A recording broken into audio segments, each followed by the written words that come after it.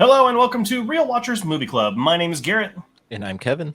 And Movie Club is the show where we pick a movie every week and discuss it, just like a book club. On today's show, we are covering the holiday classic, It's a Wonderful Life. So our thoughts and more coming up on Movie Club.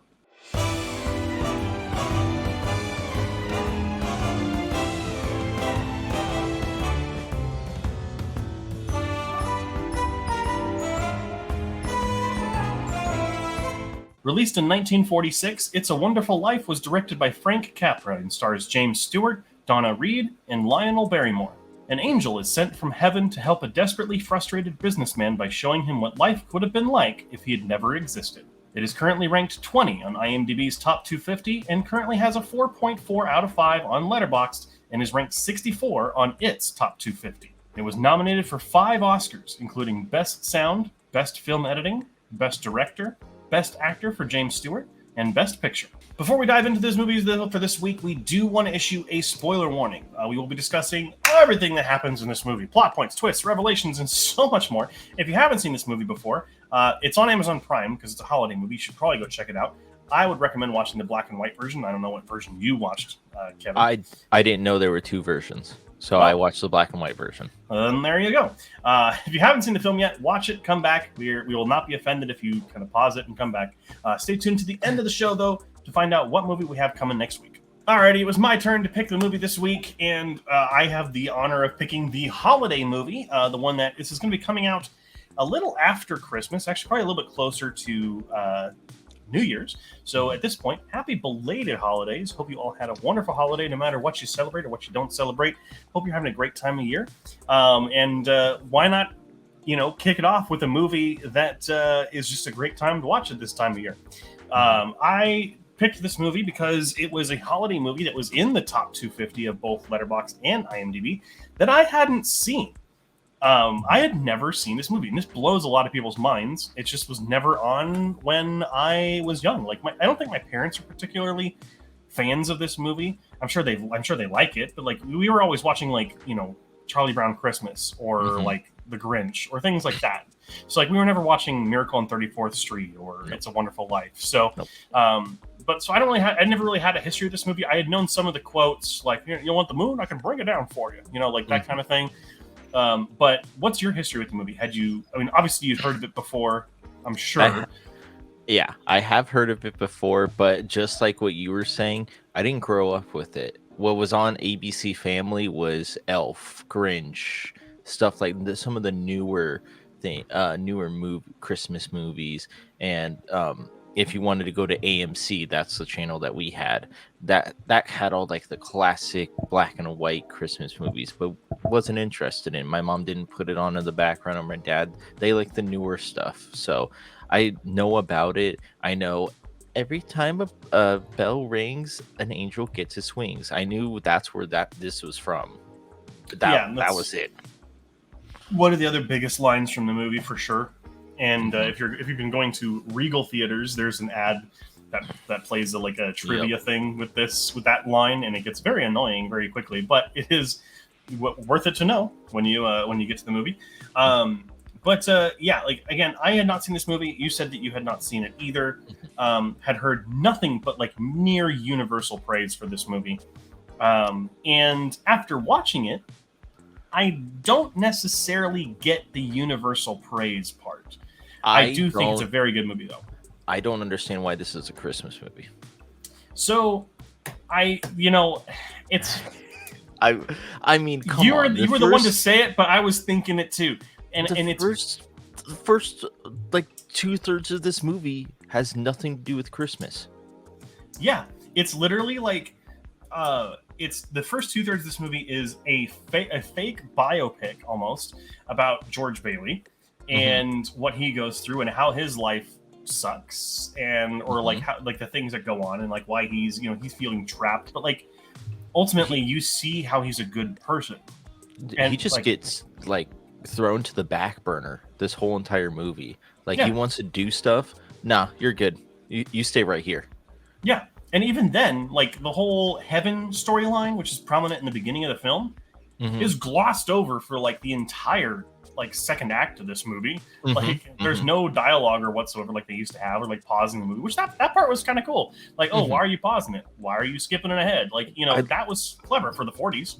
I love that. And then the space and at the beginning, the space when the planets are talking to the stars and stuff, like that was really cool. I didn't know it was going to start like that, and I didn't know they were going to pause it too. So I was like, wait, they should have just done this. Which is a decidedly like non-partisan thing to do in the 40s. Like, you know, they could have just done, oh, it's clouds with angel wings and hearts, and they could have done the stereotypical Christian thing, but they did galaxies. They did like, you know, space. It was really a fascinating way to do it in the 40s. But I will get into a little bit later what my biggest positive thing to say about this movie is, which is a little bit on that kind of note. But yeah, the Christmas part does not play a factor until the last 20 minutes of this movie, the last 30 minutes. Like, yeah, I told Nadia, I was watching it downstairs before she even woke up, and she comes downstairs and she asked what I was watching, and I told her, and she goes, oh, so how is it? I go, I haven't seen snow yet, and I was in like an hour and 30 minutes into it, and I was like, there's no snow. And I told her, I was like, this is not a Christmas movie to me. So it's kind of funny that we're saying this, because I think this is the same way a lot of people view Die Hard. No, Die Hard is a better Christmas movie than this movie. No, I get it, but I think it's also like, in many different ways, I think it's similar to Die Hard though, because at its outset, like the story of Die Hard, it is not a Christmas movie. No. Like the story, it is a Christmas movie because it takes place during Christmas, more so than It's a Wonderful Life. But like, it's not the purpose of it. The purpose of It's a Wonderful Life is not Christmas either. It's the story of George Bailey and realizing that the world is a better place with him in it. And you know, like, but it happens to take place at Christmas time. Why I think people associate this with a Christmas movie is because the ending of this movie is, I'm just gonna say, it's perfect. The ending of this movie is perfect. When he arrives back in the timeline or whatever where he is alive, it's perfect. From that moment to the very last frame is perfect. And I think that is what people remember the most about this movie. And that's what's always shared during Christmas time, right? So I think that is why it's always so fondly remembered as a Christmas movie. But also, like, Christmas movies for a whole, like, not just Christmas movies, but any holiday movie in general, like, it has warm feelings to it. Unless it's like Krampus or Black Christmas or something, like, because then it's just a horror movie that takes place during Christmas. Still a Christmas movie, but it doesn't have like that warmth, that giddy feeling, right? Where this does. You know, this feels like something that is just warm, you know, family being together, coming back together, which is like ultimately what the holiday season is about, is family and friends coming together. So I can see why people would equate it to be a holiday movie. Yeah, I understand, but then when some people say that Die Hard is not a Christmas movie, that doesn't make sense to me, because it takes place on Christmas, even though it's not a Christmassy thing to do on Christmas Day. So, like, I understand both sides of the stories. I feel like this is not a Christmas movie until the end of the movie, but Die Hard is a Christmas movie because it takes place during a Christmas party. But at least you can understand why people think that this is a Christmas movie. Which is more than Die Hard deniers could ever do. So I don't know why we're talking about Die Hard and It's a Wonderful Life review, but it's all good. But one of the things that I do want to talk about with this movie, that's a little bit more of a critique about it that I had is, the pacing has some issues.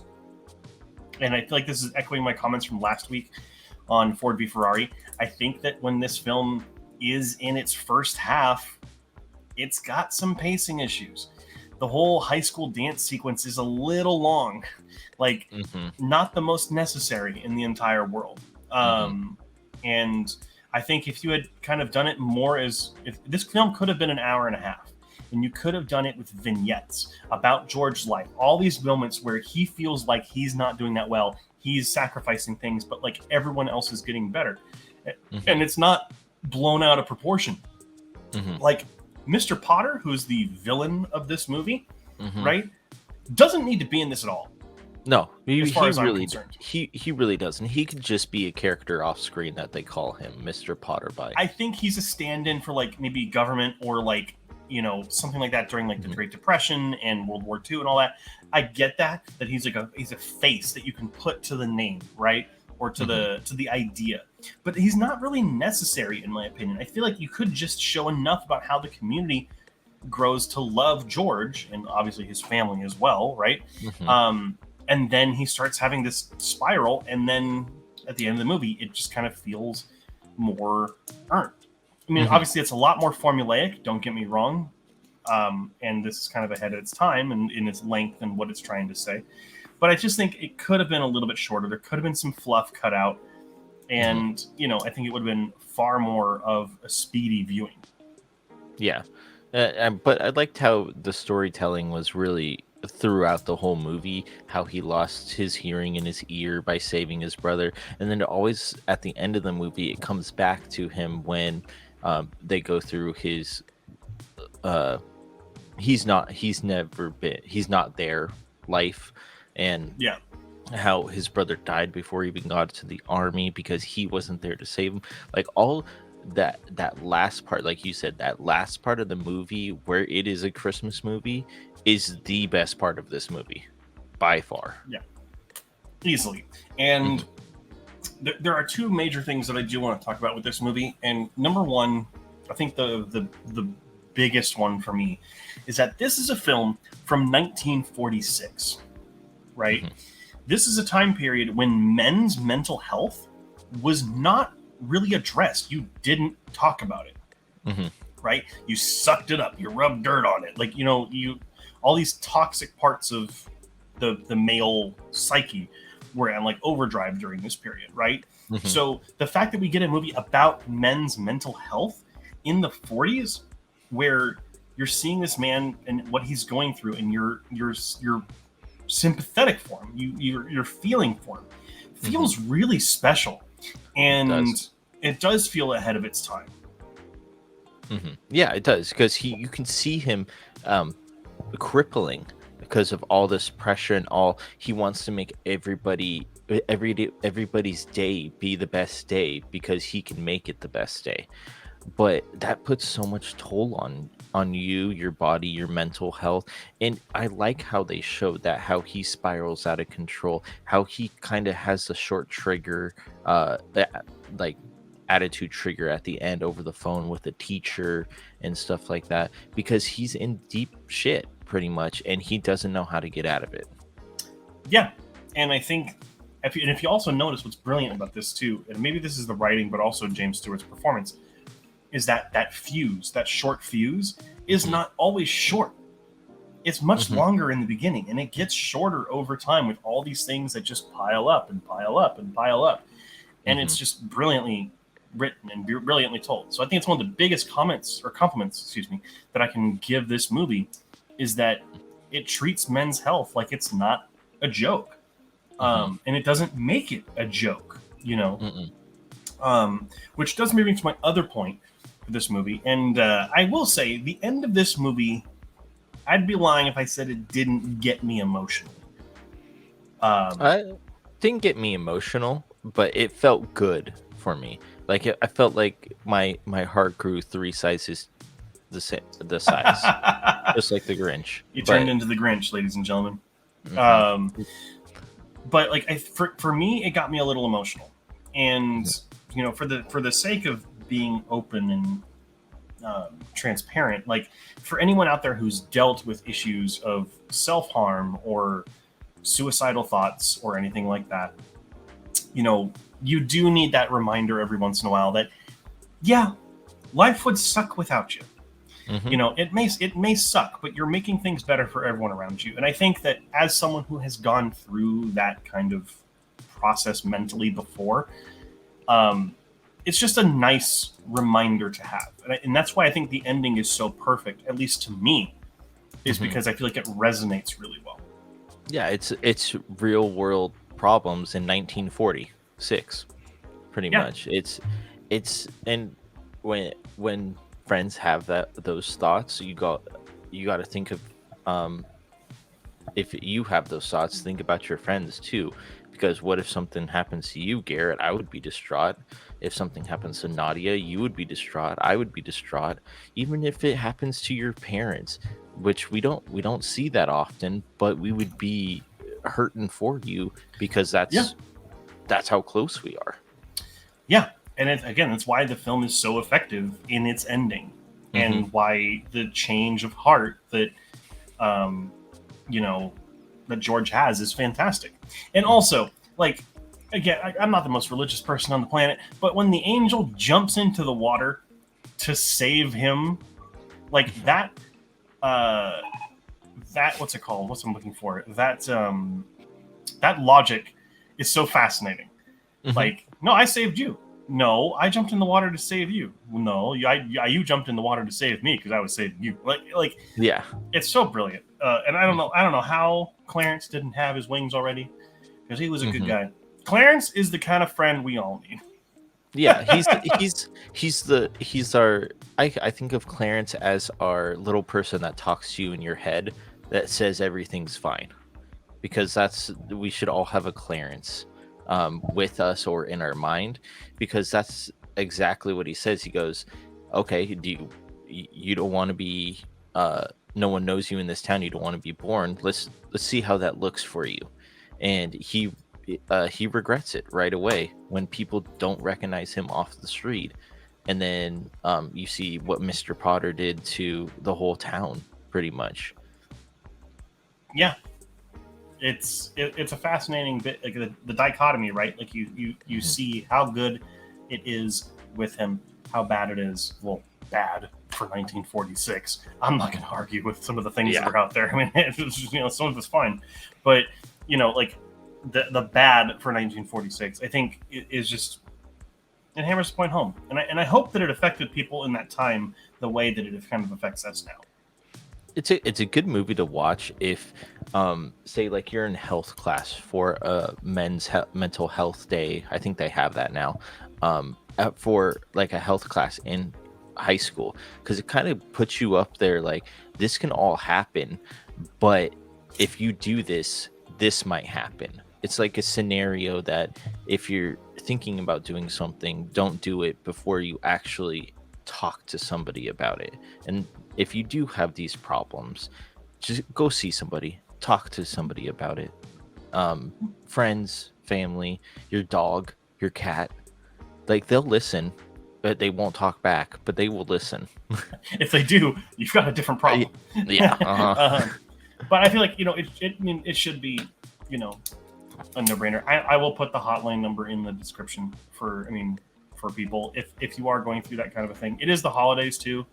Like, as someone who struggles with depression, it really kicks into high gear this time of year for me, and I'm sure it does for a lot of other people too. So I will put the number in the description, because it's also what the movie deals about as well. So just kind of feels like the right thing to do. Alrighty, I think we've said everything we want to say about this movie. So I picked the movie this week. So Kevin, what was your final score, and what do you think of It's a Wonderful Life? It's a really good early's movie if you want to get into like black and white movies or like early movies. Is it a Christmas movie? I would say it depends on how you look at it. The last part of this is a Christmas movie in my eyes. The first part of it is his life, a biopic. So I gave this movie 4 stars out of 5. I'd probably give it like an 85, just because will I be watching this every single Christmas year? No, but I'll watch the back end of it for Christmas because I know what's happening during the first part of this movie. But it's not a rewatchable thing for me unless it's been like 5 years, and then I might rewatch it, or if it's on TV, I'll pop it on and just have it in the background. Yeah, it definitely feels like one of those movies you have in the background, like like during a Christmas party or something, because no one's going to complain about it. No one's going to be like, "Well, why don't you put on this movie?" Like, it's just like the go-to. You can put it on. At my house, it's Die Hard, and if you complain about it, you're going home. So, Actually, after this year, it's probably The Holdovers because that movie's fantastic. But as far as my review goes, I gave it a 4.5 out of 5 on Letterboxd, and it equates to a 90 out of 100 for me. I do think this film has pacing issues. I don't think it necessarily gets perfectly paced. But man, that ending is so goddamn good. And it deals with men's mental health in the 40s, which is unheard of. So gotta praise it for that.